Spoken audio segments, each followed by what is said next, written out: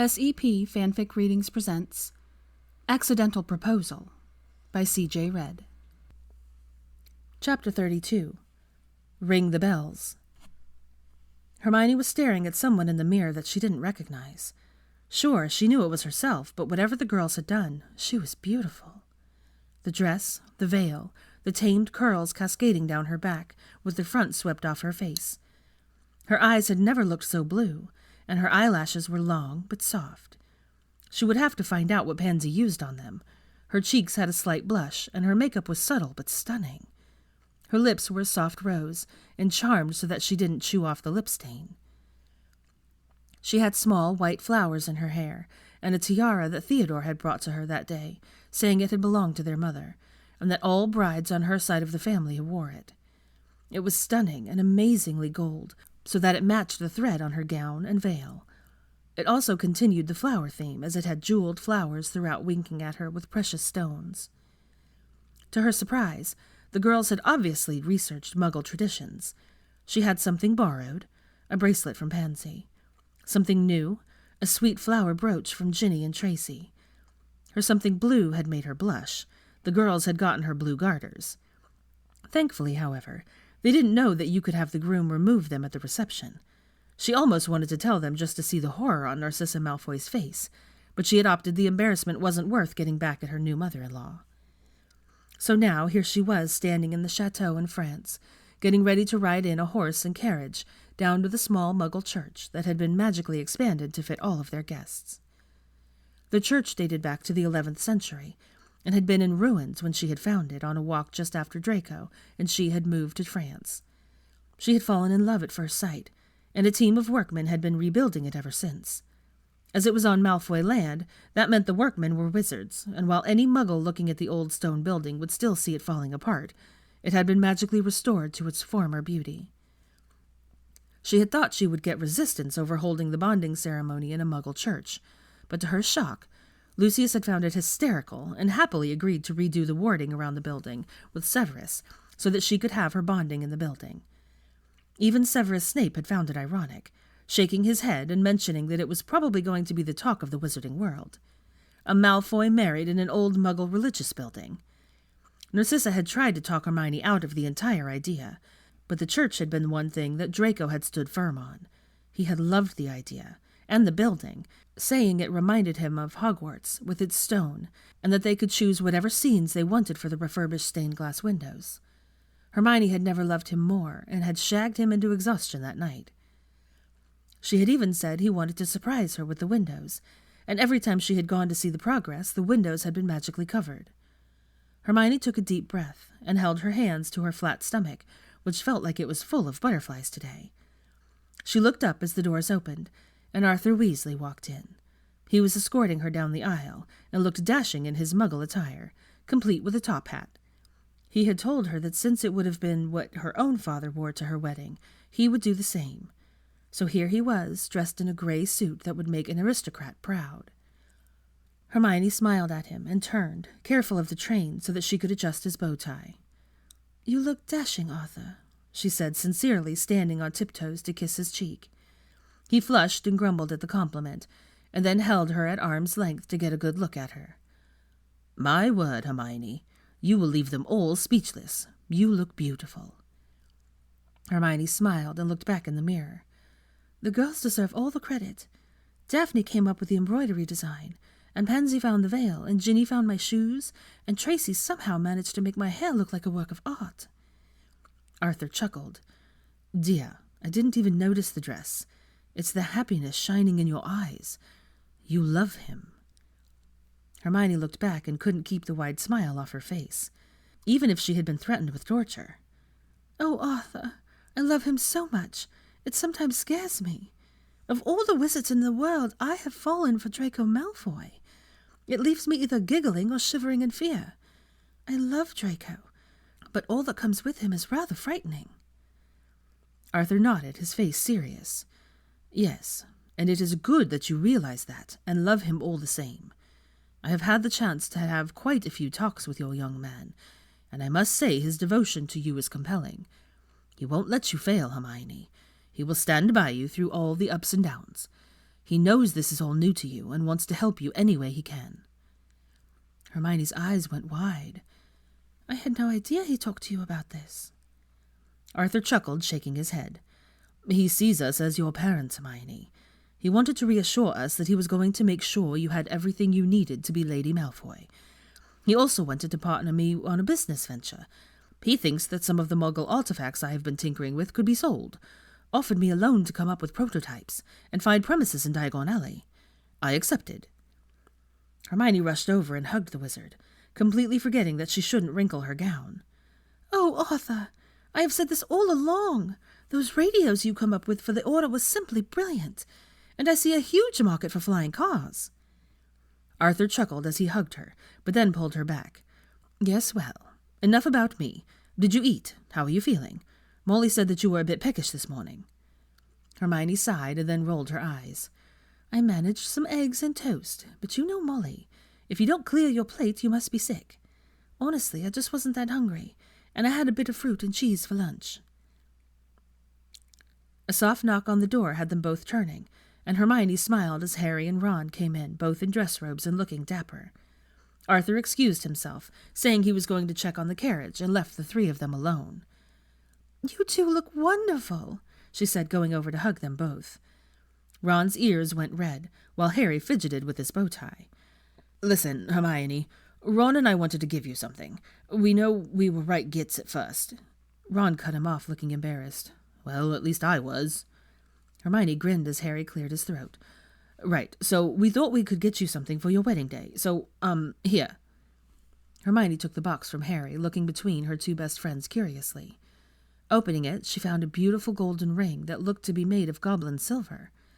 She looked up at Harry and Ron, who both held up their right hands, where she saw a matching ring on each of their middle fingers. Harry smiled. "It's got protections on it. If one of us is ever in trouble, it will heat up and we can apparate to each other. Plus, as long as we are wearing them, we can find each other with a locator spell." Hermione's eyes went wide, and she took out the ring, studying it. Really, it was utterly simple. Just a band. But when you looked inside, you could see the runes etched into it. Ron spoke, his tone teasing. "And we made sure you could change it to gold or silver, so that way it always matches. Put it on and see." Hermione took another minute to study the runes, and then carefully slid it onto her right middle finger, feeling it magically sized to fit. "Just think of what metal you want it to be," Harry said with a grin. Hermione looked down at the ring and pictured it gold to match her tiara. Instantly the ring changed into a beautiful gold that glinted in the sunlight. "Oh, wow! This you shouldn't have. It must have cost a fortune." Harry waved her off. "George and Bill helped with the enchantments, and we wanted something all of us can share. I know we are going our own ways, but we only made it through the war because we had each other. It seemed fitting to continue that tradition." Ron nodded. "Besides, we know you worry about us. This way you can come save us if you need to." Hermione felt tears start to overflow and flung herself at both wizards. "Oh, you two. Thank you. You know I love you both so much. This means the world to me."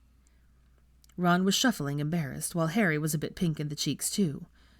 "Now, don't cry, or Tracy will have my head," Harry said when she stepped back, causing Hermione to laugh and rush over to check her makeup. "I will never take this off, thank you," she said once she was sure her makeup was indeed still perfect. Harry grinned while Ron saluted, and they left just as Arthur returned. "A rather brilliant bit of charm work Bill and George put into those rings. Molly wanted you to know that when they finished the rings, the family clock updated with both you and Harry on it." Hermione blinked again, startled. "Really?" Arthur nodded. "Indeed it did. Sure startled her, but she couldn't be happier." Arthur smiled as she wiped her eyes and then nodded. "Well, shall we get down to the carriage, then? I couldn't believe it when I saw it. I think it must be very old." Hermione looked up shocked. "Really? Draco said they had found it in a storage shed and were fixing it up, but he didn't mention how old it was." Arthur chuckled. "Well, I think you are in for a surprise. I saw pictures from the Muggle Prince wedding a few years back, and I think this carriage is rather like the one they used then." Hermione felt her heart start to jump. "Oh, Merlin, let's go see it." When they made it out the front, Hermione stopped in her tracks, staring at the beautiful golden carriage in front of her with 8 white horses. "This is grander than the gold stagecoach the Muggle Queen uses. They just had this sitting in a shed," Hermione whispered to Arthur, who was pushing her forward and helping her with her train. He chuckled. 3 of them, dear. The girls are in the other 2 that matched this one." Hermione turned around to see that 2 matching gold carriages with beautiful white horses were behind her, and she waved as the girls got into the carriage. There were at least 20 wizards rushing around that she assumed to help calm the 8 white horses that it took to guide the coach. "This one has to weigh a ton," she said in awe, looking around at the intricate detailing on the ceiling, also done in gold. Not gold plating. She was rather certain that it was actual gold. Arthur chuckled. "I think a few charms mean the horses won't overextend themselves." Hermione blushed, as she realized that she had completely forgotten about magic, sitting in what looked to her like a coach she used to see on the telly taking the Queen to open Parliament. "I heard that they are not the most comfortable coaches to ride in," she confided to Arthur. He nodded. "Indeed it was not. Draco and I tested them, and we had to add some cushioning and balancing charms before we didn't feel like they were going to be tossed about at sea." Hermione smirked and then sighed happily. "He thinks of everything, doesn't he?" Arthur gave her a soft chuckle and shrug. "Just remember that you said this the first time you have a really good disagreement, dear." Hermione laughed and then gasped as the carriage started off. She was amazed to realize that a paved road had been put in from the chateau to the church, and just as Arthur had said, the ride in the carriage was calm and serene. She hardly felt a bump along the way, which was amazing considering the road was done in cobblestones. Arriving at the church, she gasped. "It's beautiful." Arthur again chuckled at her. "Molly and I added the wisteria growing around it. It's our contribution to the wedding." Hermione looked at the incredible purple wisteria that took over the entire front of the building, and had to blink back tears. "Oh, Arthur, thank you. I can't describe how much this means to me. Please tell Molly thank you for me." Arthur grinned, and as the door opened, he jumped out and took her hand. Just as her foot touched the stone pathway, she looked up in shock as the old bells in the church started to toll. "The boys fixed them up," Arthur whispered, fixing her veil, and then stepping to the side so that Pansy could fix the train and dress. "George said that if you were going to have a wedding in a Muggle church, you had to have bells ringing. No idea where he got that from. Probably some old Muggle movie off the telly you got him for his birthday." Hermione was so enthralled by the tolling bells that everything around her was a bit of a blur. She knew that people were cheering, and she waved at the witches and wizards who had come to witness her wedding.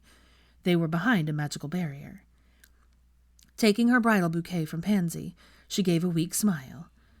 "I didn't realize so many people would show up just to have me wave at them." Pansy snorted. "This is the event of the century. The Golden Knot marrying the Malfoy prince. And they will all get a photo of you and Draco as you leave the church as husband and wife. We have someone taking their information, and bags of sweets and such were handed out to everyone. Lucius insisted that a gallon be put in each bag, and there are poppers for the children." Hermione knew her eyes went wide. "Oh, goodness." Pansy laughed at her and shook out the train again. "Now, turn and smile and wave because we are 3 minutes late." Hermione did as she was told, to a tremendous cheer and many flashing cameras. "Brilliant," Pansy said bossily. "Now, take Arthur's arm and let's get you officially bonded." Hermione put her shaking hand on Arthur's arm and took a deep breath as the old wooden doors swung open, revealing a beautiful ivory carpet runner that led all the way up to the altar, where she could see Draco standing with her brother and Blaise waiting for her. Her eyes were fixed on his back, unable to even take in the stunning church around her. "Why isn't he looking at me?" she whispered to Arthur. Arthur laughed. "Muggle tradition. Did you not know?" Hermione smiled and ducked her head. "I forgot about that one." Arthur squeezed her arm and whispered as they walked. He wanted to combine Muggle and magical customs. Even worked with Kingsley on the vows and such. This will be a bonding to remember, dear. Hermione was back to blinking away tears as they continued up the aisle to the beautiful sounds of a harp playing the wedding march. When they got to the front, Draco turned around. She got lost in his eyes as he looked her over. So absorbed in drinking each other in were they both stunned when Kingsley's booming voice asked, "Who gives this witch to this wizard?" Arthur placed her hand on Draco's and said clearly, "I and my wife in her parents' stead do so give this witch to this wizard." Hermione had to take a deep breath to keep from sobbing as Kingsley started the ceremony. A blend of Muggle traditional vows and wizarding magic woven into a moment in her life she would never forget. She let the tears fall as she put the ring on Draco's finger and repeated her vows to love, honor, and cherish him, finishing it with a soft, "This is my truth." Draco did the same, his voice husky and his eyes a bit wet. Next came the magical part of the ceremony, which Hermione found terribly exciting and completely fascinating. Kingsley handed a pure gold dagger to Draco, who took it and then turned to her, taking her palm, giving her a worried look before he made a small cut on her palm, just enough to cause blood to pool, and then handed it to her. Hermione took it shaking with nerves, and with her right hand made the same cut into his left palm, before she turned and handed the dagger back to Kingsley, who took it and set it down.